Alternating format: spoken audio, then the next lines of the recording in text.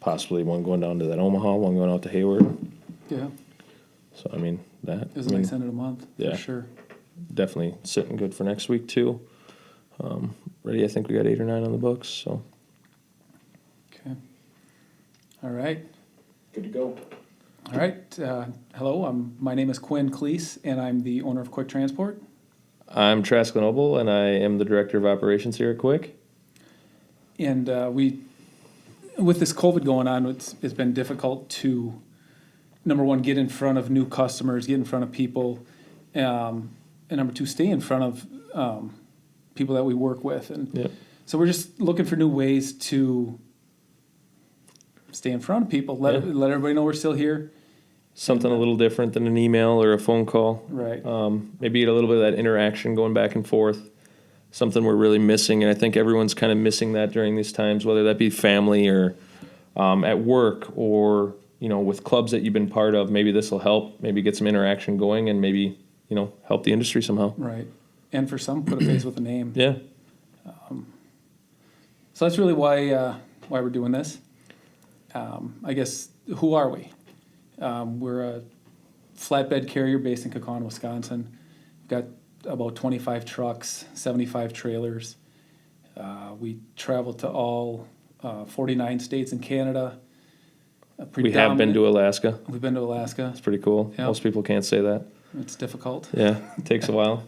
But By the time the guy gets back, he's a year older. Predominantly Midwest, Yeah. East, Southeast. Yeah. But Quick was built on going east. Back in the day, used to head out east and then haul logs back. It's not really the game plan now, but kind of the same mindset, minus the logs, I guess. Right. Kind of do a turn every week, try to get everybody home. Yeah, decent home time. Right. Other than that, I mean, we're not any different than anyone else. I mean, we pride ourselves on communication. We call ahead and we take the little bit of the extra mile to make sure that the guys are taken care of. But I guess we can maybe get into that a little later. But yeah, I guess some of the trailers, that we run. Yeah. We've got flats, steps, double drops, Conestogas, extendable flats, extendable steps, extendable double drops, a heated trailer, couple triaxle trailers, couple triaxle trucks. 4 axles. 4 axles. We're set up. We're pretty diverse. We don't do a lot of heavy haul right now. No. Kind of up to about 100,000 pounds. Yeah. But 120 at max. Right. We're predominantly oversize, over width, over length. We're good at.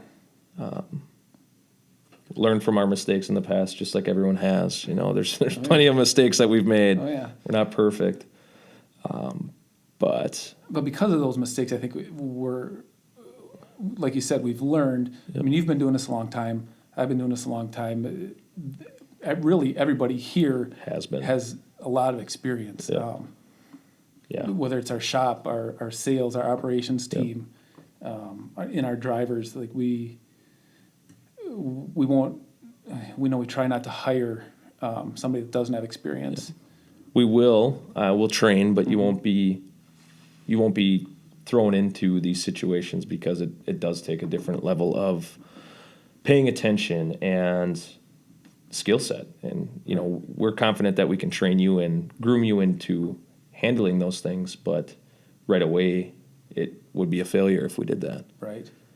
And I guess internally we're really here to support the driver, make it as easy as we can for them, with directions and detailed directions. Yep. Hey, if you pull into this facility, you got to go into gate 2, door 12, whatever.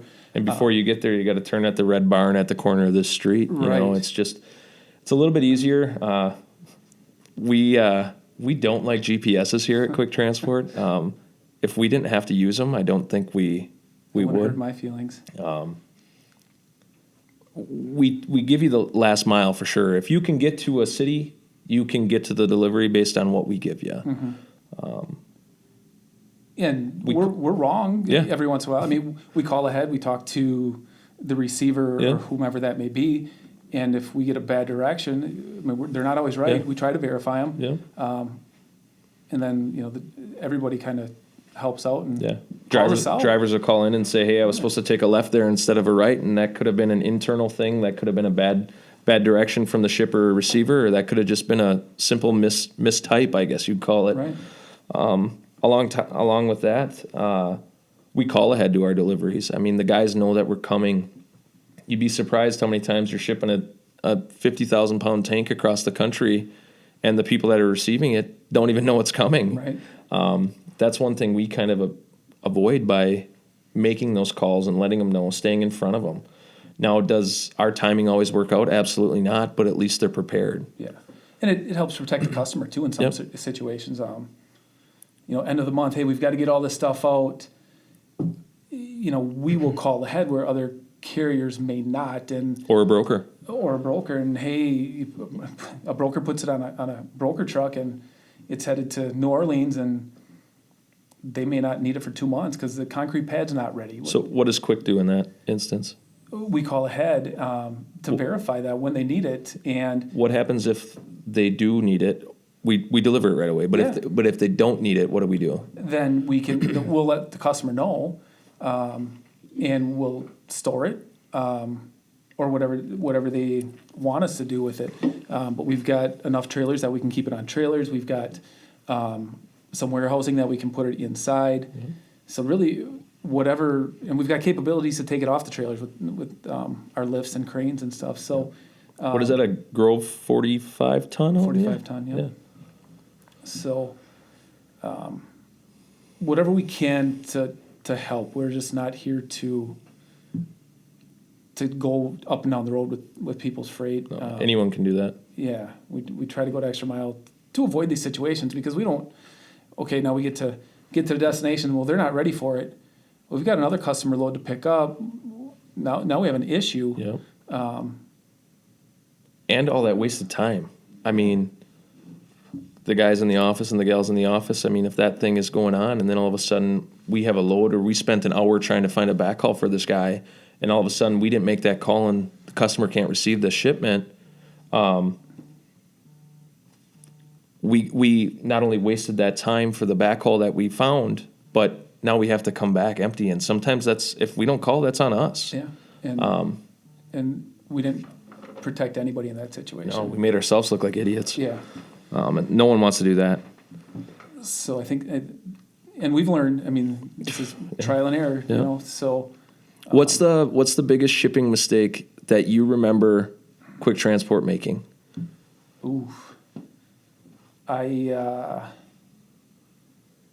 a couple. I sent a truck to, I don't remember the town, but I thought it could have been Albany, New York, and it should have been like Albany, South Carolina or something. So did you call ahead in that time? No, that was early on. That's what I learned. The other biggest one would probably have been a paperwork issue where it was a multi-stop load and the wrong load went to the wrong place. We had one end up in Pennsylvania that was supposed to be in Iowa. So that one, yes, everything was called ahead and verified. But it was a paperwork issue. And that hasn't happened anytime in the near future, I guess, but or the near Past, I guess. The near past. Is that even a word? I don't know. But I mean, I'm sure anyone in transportation has dealt with that. Oh yeah. I mean, and I'm sure there's been worse. I'm sure there's been funnier. If you have a funny one, share it because we'd love to hear it. The other thing that we kind of pride ourselves on, our shop personnel is top notch. They service all of our equipment every 10,000 miles. Okay. So once a month, everything is going through the shop. They've got eyes on it. We do it all in-house if Yeah. we can. Yep. I guess at some points we can't if it happens on the road or all of a sudden there's 10 trailers that need to be done for Monday and Right. And things happen on the Yep. road, but if it's questionable, we're going to fix it here. Yeah. Because we don't want it to happen out there. You can see that in our safety scores as well. Right. I mean, they are bar none some of the best in probably the country Yeah. for flatbed. Yeah. So I guess, what else is quick transport? So we want to get into the history. Yep. Let's go back to the beginning. Back to the beginning. Why did you start quick? So my dad was a truck driver. So I kind of grew up with, in that, he was a company driver for Shopko. So I kind of had that, a little bit of knowledge, I guess, of the industry, and got my CDL, I think when I was 21. I worked summers driving truck to pay for college. I worked nights at the Mack truck dealership in Eau Claire to pay for school, and then I got an operations job out in Eau Claire. Ended up moving back to Green Bay, couldn't find a job, and started driving. Did that and dispatching a little bit. Did that for a couple years, and then I got out of the industry for about 8 years. And then one day I was over by my neighbor's, and I was looking at his truck, and he was selling it. He was retiring. And he said, well, I'll sell you my truck, and if you buy my truck, I'll get you into my account. I said, all right. At this point, did you have any idea what was to come?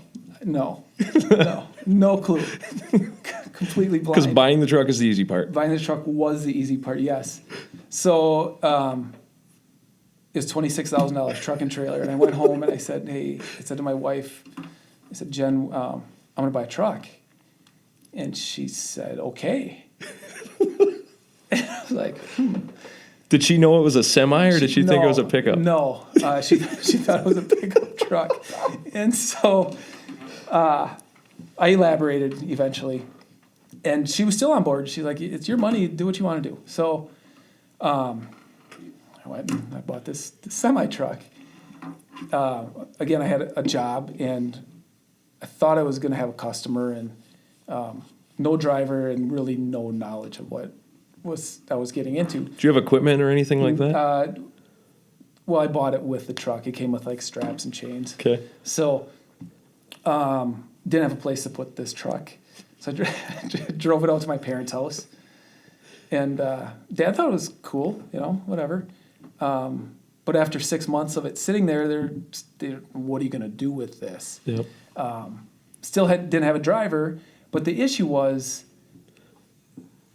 like you said, the truck was the easy part. So, hey, I've got to get my authority, which costs money. I've got to put a down payment for insurance, which was like $5,000, and I already spent my money on the truck. I wasn't accounting for this stuff. Not to mention we didn't have any operating capital. So how are we going to buy fuel or pay a driver? It was super thought It through. was. Good plan. So we got through the authority, and we got through the insurance. We found a driver, but we still didn't have any operating capitals. And we went to numerous banks. And part of the problem was I didn't have a plan, no business plan. I had no industry knowledge. Yep. No contacts, and I was working this other outside job. The banks won't just give you money because your dad was a truck driver? Apparently not. So finally got hooked up with a banker who's still our banker today, and helped us get going. So Do you want to pitch him a little bit? sure, Ryan from Denmark State Bank. I mean, he believed in us when nobody else did. So Wasn't for him, probably wouldn't be here today. probably not, yeah. And like I said, still our banker today, will be our banker forever. He's always believed in us. Yep. At least I think he has. Even if he hasn't, he hasn't told me. Not to segue out of the history here, but that's kind of like Quick Transport's mantra. Like, I mean, we still have the same insurance agent. We still have, We still haul for that we first still customer. haul for that same customer. We still use the same bank, short of a couple truck dealerships, we still use the same guys, Yeah. same trailer suppliers. Pretty loyal. And if you look like throughout the history too, there's a lot of people along the way that, again, I didn't know anything. I remember buying a trailer one time, and I said to the salesman, I said, I don't know what I'm looking for. And he just kind of said, here's what we're going to look for. Even if you don't buy a trailer from me, here's what you look for. Yep. And we still do business with him to this day. Yep. So, yeah, it's kind of cool. Yeah. That's a cool feeling. I mean, not that 10, 11 years is super long time, but it's pretty long. I mean, that's a pretty long relationship. Yeah. Longer than anyone I've ever been in. And once, I'm pretty loyal to all those guys. They took a chance on us when they probably shouldn't have, and Worked out. it worked out. And they've really been instrumental in helping us grow too. Yeah. I mean, just with the connections and pointing us to the right people, I don't know how many times customers or even vendors have referred us to potential customers. Right. Just in the, a couple years that I've been here. Yep. That doesn't happen at other places. But that says a lot about the way you treat people. Yeah. You try to do what's right. Yeah. So Let's get back to the history. Back to the history. So at that point, we're running out of my basement, and about 2012, we got up about 4 or 5 trucks, and I rented a little office over on Oneida Street in Green Bay. We kept our trucks at a local dealership. They did all the service work, and an opportunity came along to bring everything into one building. And we did in about 2013. So we had a shop and an office. We hired a mechanic, and we were really moving up at this point. We had some tough times there. In 2012, we had a pretty major accident. Now, this is 3 years after you started. 3 years after I started. And Got dropped by the insurance company. I remember you telling me the story about your wife not being scared until this point. Yeah. She wasn't. She just trusted you, like, hey, he's got it. Yeah, she never really questioned it. She never questioned it. Maybe I was a good liar. I don't know. But then all of a sudden, this accident happened. Yeah, we had an accident. We had a guy have a seizure. He went down through a median in Indiana, and he pulled a cable barrier across the road. And thank God nobody got majorly injured. The cable hit I think it was a BMW, and there was $6,000 worth of damage. Well, the driver of that BMW was he was a political manager for Rudy Giuliani, Ted Cruz, and he's a pretty powerful guy.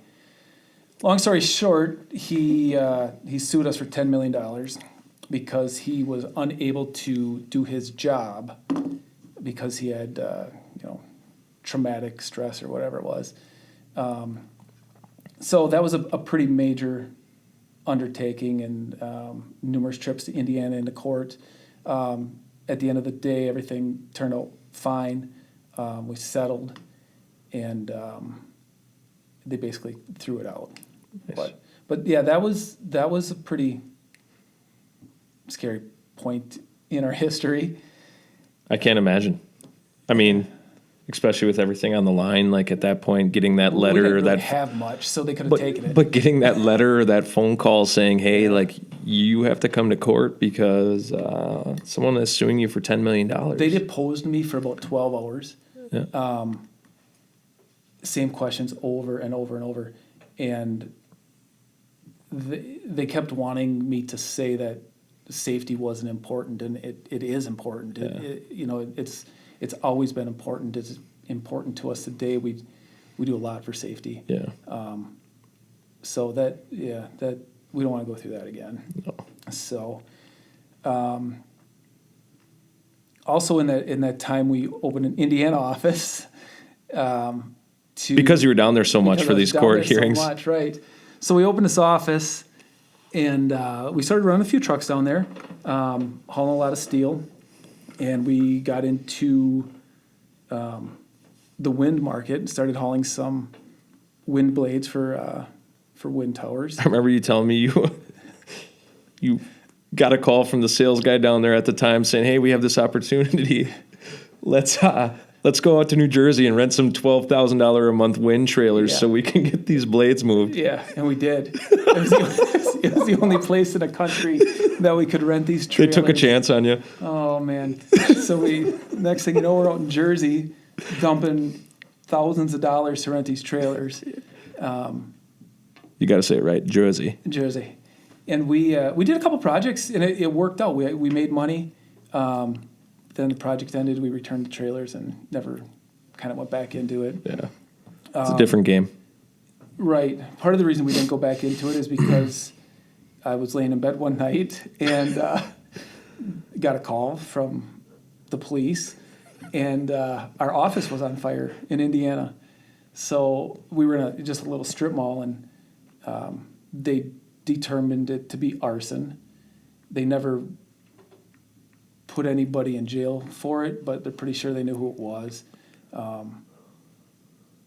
At that time, we had this lease operator thing going on down there, and being a lease operator, there's some good weeks, there's some bad weeks. It's business, and we had a guy who had like a $400 check one week, and didn't like it, didn't understand it, and I started getting death threats, and that was a little bit scary, I guess. But he was in Indiana and whatever. I think everyone in the industry has them. Oh yeah, I mean you've been Yeah. threatened with a knife, right? Yeah, I had a knife pulled on me one time by a driver. Also had a guy from the mob threaten to fly up and kill me because he thought we were holding his load hostage. I mean, it's just, I think it's a way of the business. It's well, there's a lot of talk. It's all phone. You're all So, over the phone. I think everybody's got those kind of stories. Yeah. Oh, so what do we do next? 2015, we're running like 13 trucks. About 6 or 7 of them were owner-operators. And we're doing all right. And a customer called me and said, "Hey, these owner-operators are trying to backdoor you and trying to get our business away from you." And he said, "That's not going to happen. Mm-hmm. We're loyal to you, but I just wanted you to know." So I called them all in, and 5 of them denied it, but one, kind of the ringleader, The point man. yeah, he's like, "Yeah, that's what we're doing." So right then and there, we cut our fleet basically in half. What did that do to Quick Transport at the time? You still have these commitments made to this customer, have and now these you got half the commitments. trucks. Yeah, we moved things around. I remember I was trucking a lot more at that time. We had a couple partner carriers that would help us out. We made it through, and that customer knew what was going on too. So they Yeah. worked with us. As long as you tell them what's going on. Right. Yeah, Right. it's pretty cool. We in 2017, we can kind of fast forward to that. We're still in the De Pere office. In 2017, we had the opportunity to purchase another well-established flatbed company and basically double in size. So we did that. We moved down to Kaukauna. We, like I said, doubled to about 30 trailers. We must have about 15 trucks at that time. Yeah. And What was that a like? really good. It was a really good business move. The company we purchased had a great customer base, a really solid reputation, kind of same ideals that we had. It was a good mesh, great people. We retained all the employees. It was good. It was a rough year trying to combine 2 different cultures. Not necessarily different cultures, but we moved to Kaukauna. Some of the people were the people that were working here basically kind of felt like I was going into their house. Yep. So there were some struggles, but all in all, it was a really positive move. Yeah. Other than the two that retired, the other one, the shop guy, still works here. Yep. I mean, I think he's been in this building for 21 years now, something Right. like that. Right. Pretty awesome. We couldn't do it without him. I mean, No. he Hats off. I mean, he's a stud. runs that shop, and he's.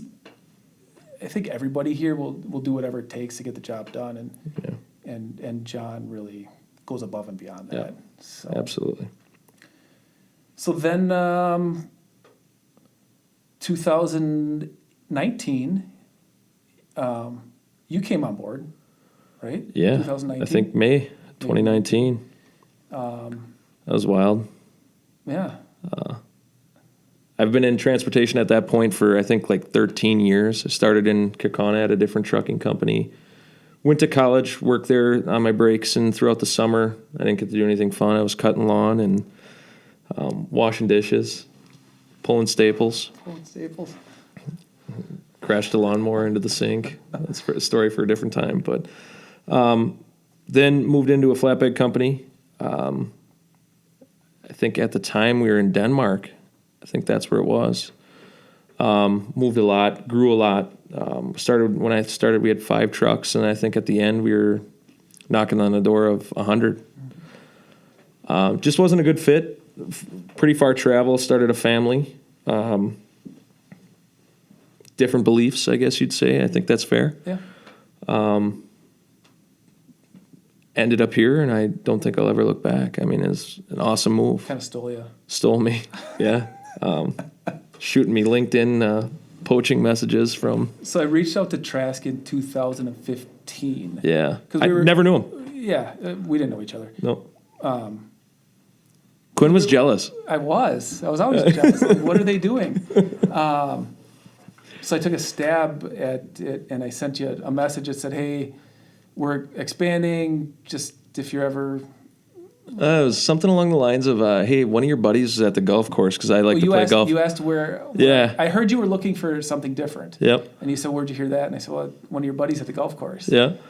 And And I'm you like, "Who the bought it hell?" hook, line, and sinker. I did, but it took me 5 years. Yeah. So fast forward to the beginning of May, I guess you'd say, of last year, 2019. Yep.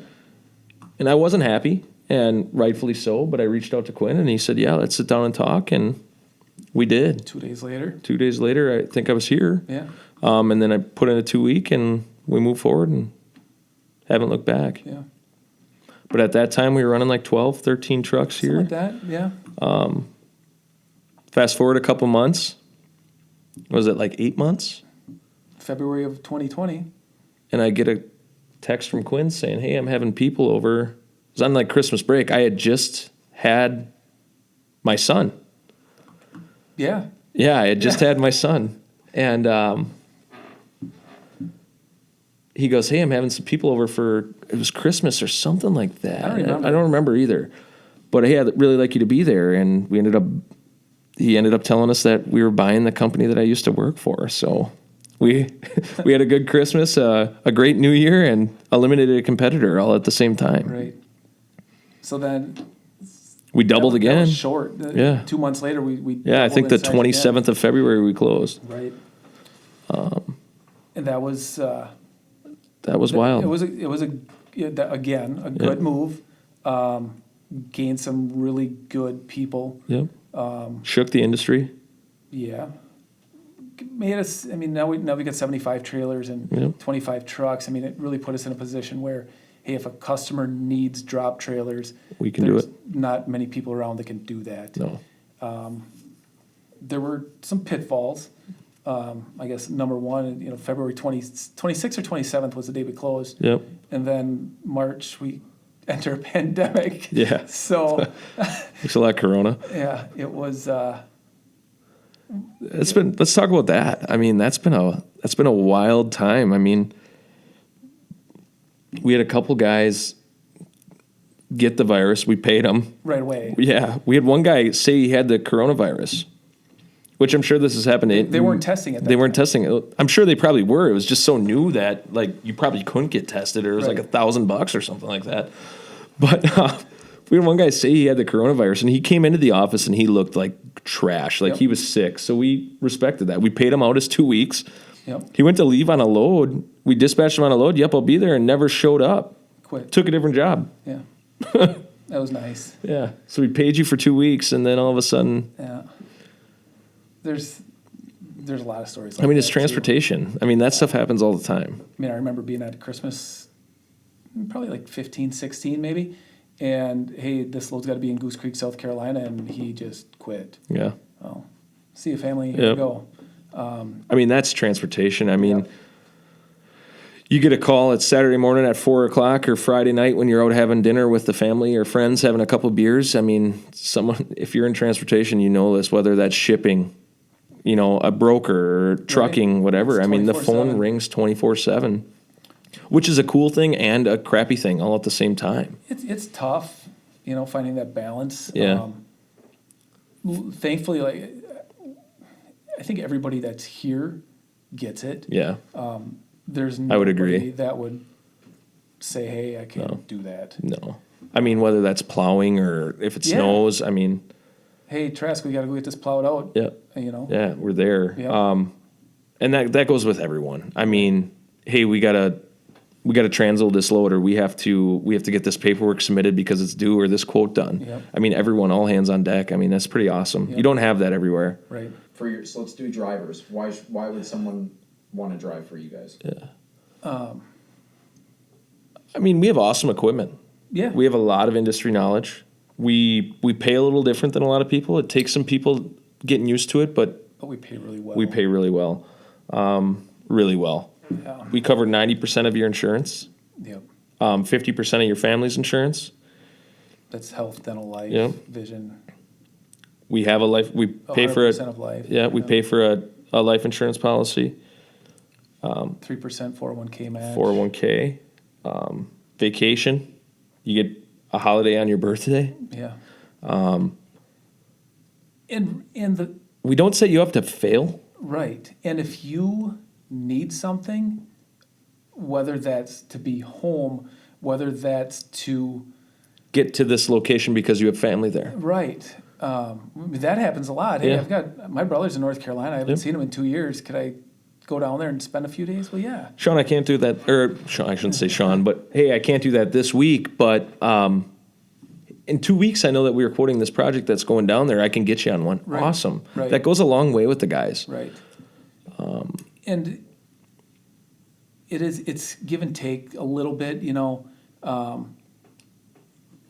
we just went through Thanksgiving and, guys that didn't care about a short week didn't care. But there are other guys that realize, hey, I don't really want a short week. I'm going to leave Sunday this week if I can Yep. to get my full days. Still get a weekend. Yeah. We had a couple guys that, hey, I'm going to get in on Thanksgiving morning. That's fine with me. I don't Yep. have anything planned. Yep. And then you still have Thursday afternoon, Friday, Saturday, Sunday. Yeah. And all the trucks were home on Thursday. All the trucks were home on Thursday. That's huge. Yep. We had 3 guys get in that morning. But that was all because of, I mean, Timing. yep.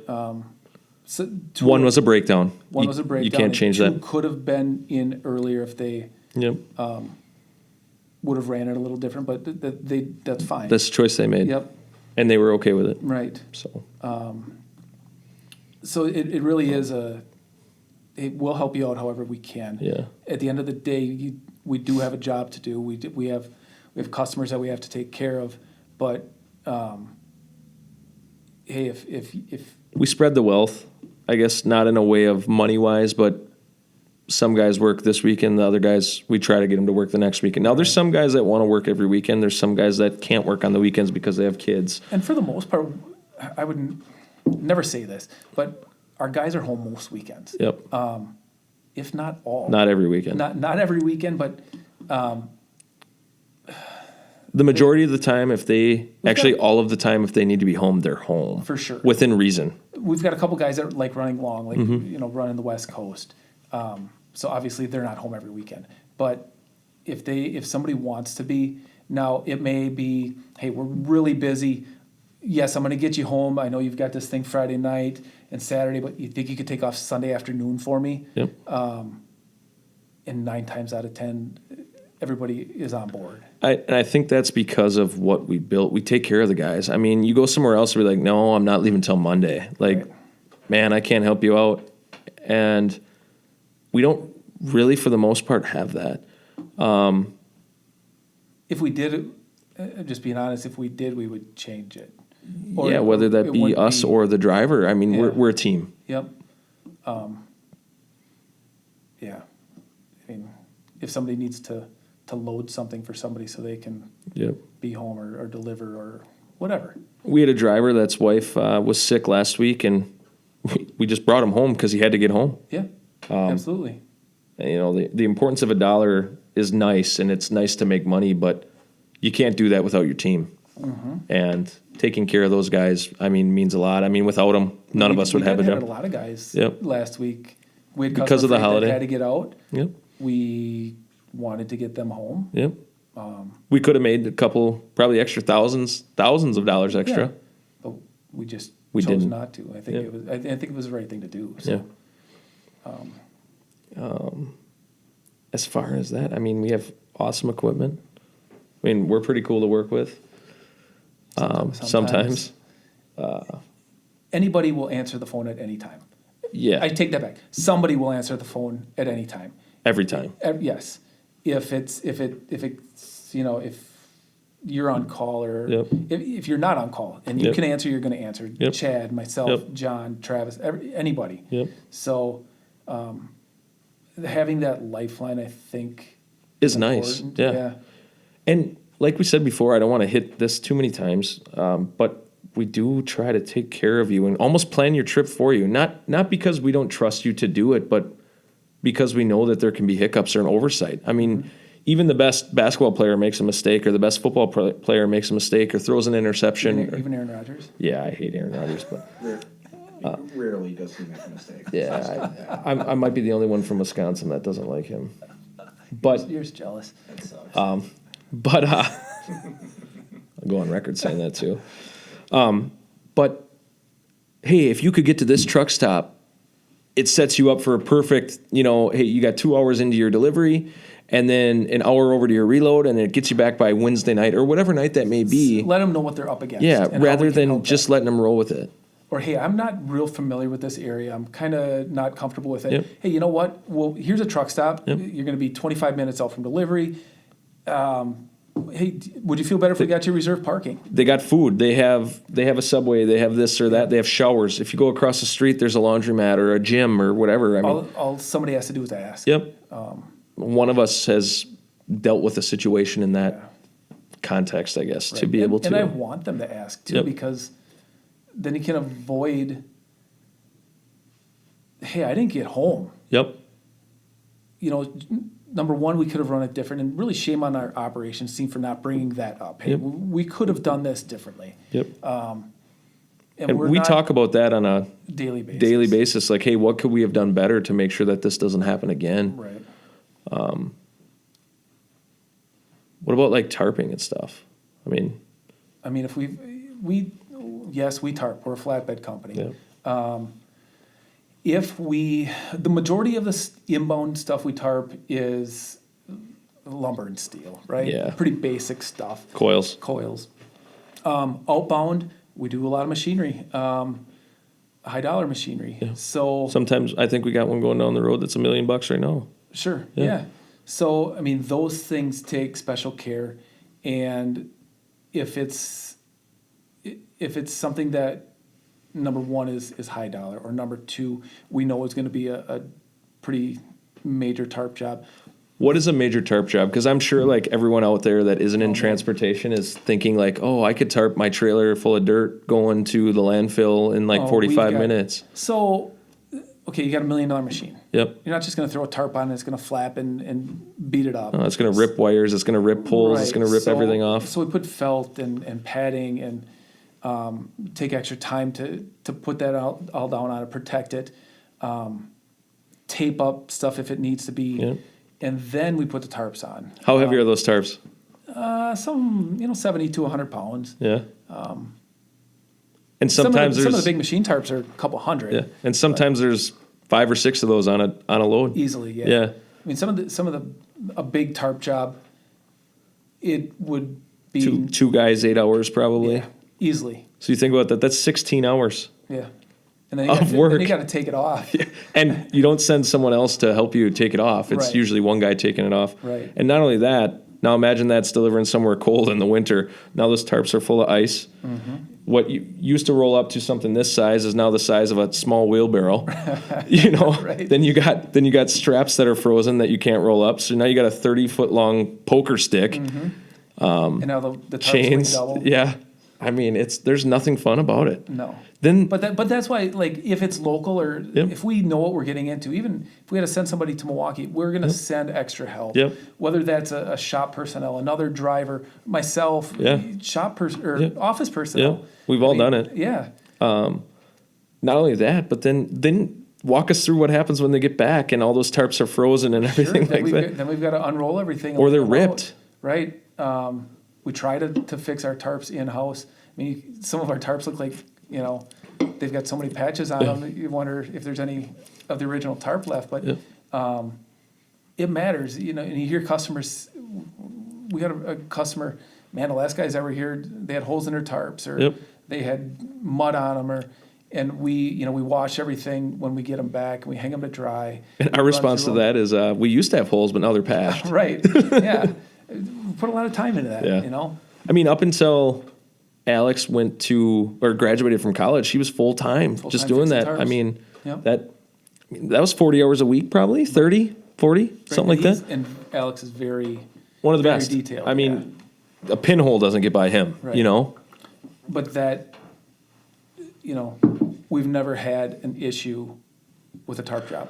Never No. had a claim. No one's ever said, "Wow, these guys sucked at tarping. It ruined the machine," Right. and that's awesome. Yeah, and the other thing is we'll take pictures along every step of the way. Don't give too much of her. Well, for us. Yeah. But just so we know what we did if there's ever a question. Yeah. And the customers really seem to like that. They love that. So